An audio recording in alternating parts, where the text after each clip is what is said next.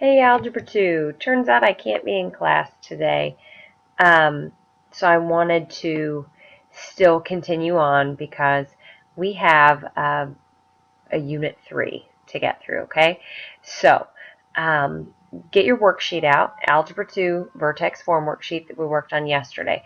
I want to go through a couple more of these things with you. Make sure that you understand what we did yesterday, okay? So this should look like, this is your number 1 from yesterday's worksheet. We already found the vertex. Remember, vertex form is called vertex form, and that's what this is highlighted right here. It's called vertex form because if you know what you're looking at in number 1 or number 2, 3, or 4, anything that's in this has the same structure, then you can see the vertex. You just have to know what you're looking for. So when we looked at number 1, remember the vertex is the HK combination. All right? So the x value of our vertex, because the structure is x minus h, but this says x plus 3, 3 isn't the h, negative 3 is the h. Okay? And the vertex, the y value, the k, it said plus k, and this says plus 1, so 1 is the k. The vertex ordered pair was negative 3, positive 1. All right, the other thing that I asked you to do on Thursday was to say if this opened up or down. All right, and remember we said that that depends on what the a value is, and because the a is 2, we know that the positive 2 says that this curve will open upward. All right, the third thing we did was we talked y-intercept. Remember, the y-intercept is that point where your curve crosses the y-axis. And what do all of those points have in common? X value of 0. So that's how we find the y-intercept. We go to our equation, we make the x 0, and we do the order of operations with that right side to find the y value that goes with it. So 2 times 0 plus 3 squared plus 1. Make sure you follow order of operations there to do it correctly. All right, so the y-intercept we found was 0, 19. I put the 0 in red to remind you every y-intercept is a y-intercept because its x is 0. Okay, so I wanted you to plot both the vertex, negative 3, positive 1, and the y-intercept, but 19 doesn't quite fit on this, so I need you to know where it goes. It's somewhere way up here. That should make sense that it opens up. If the vertex is down here and the y-intercept is up here, then it's opening upward. That's another way to decide if it opens up if you forget the A rule. All right, now, axis of symmetry. Parabolas have a very special quality that is a quality of symmetry. If you fold a parabola over a certain line, then the sides of the parabola will match up. All right? So this symmetry, I went ahead and graphed using Desmos, the real function. Remember, I want you to use Desmos to check and to help you think, but not to tell you what the answer is because you don't want to do it yourself, okay? So just remember that. All right. The axis of symmetry is the line that would cut that in half, and I want you to think, what point would that go through? If you're thinking vertex, you are on the ball. All right, so if we drew this line down through the vertex vertically, then that is our line of symmetry.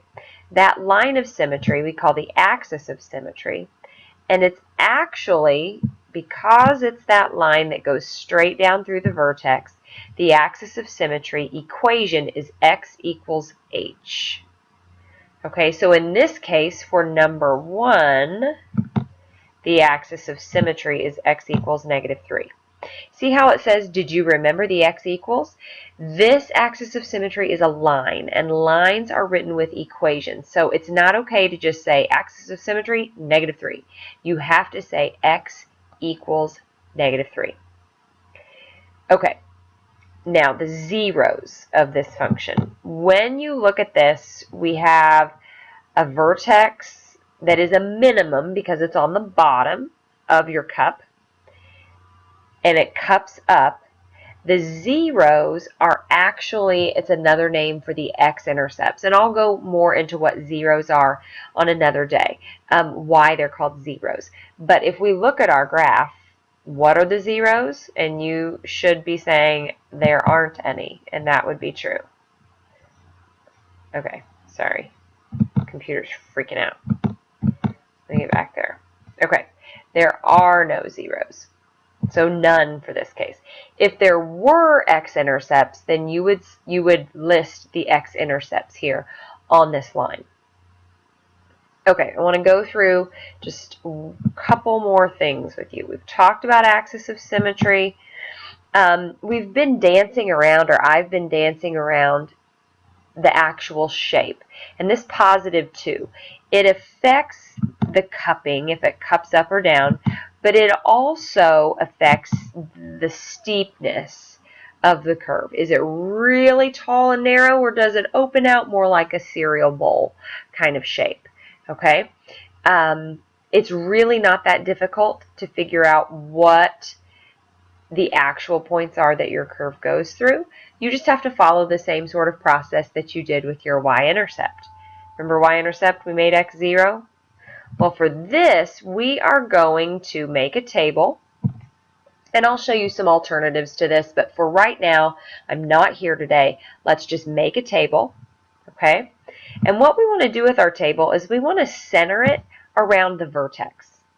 So the vertex was x equals -3, and so we put the -3 in the middle of our table, and we do all of the x values around it. And I like to do 5 x values total, so we get a nice U shape, and we're not tempted to put a V shape. Okay, 5 ordered pairs. Now, what I decided to do was substitute the -2, and I found that that was 3. Okay, I found that by putting the -2 in right here and saying y equals 2 times -2 plus 3 squared plus 1.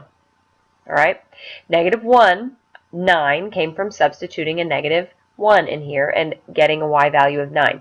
Please use your calculator. Please double check this. Make sure that you are agreeing with what I am saying. It's better to figure out now what your glitches are than when you take a quiz and all of a sudden you don't know what you're doing. Okay, check it now.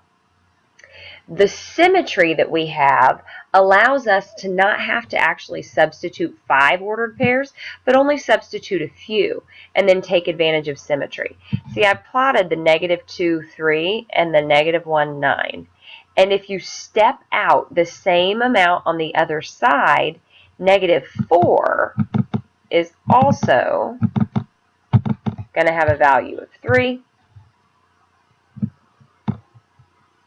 And -5 is also going to have a value of 9. So if you step out evenly around the vertex, then those y values are going to match. Okay, so you don't actually have to plug them all in.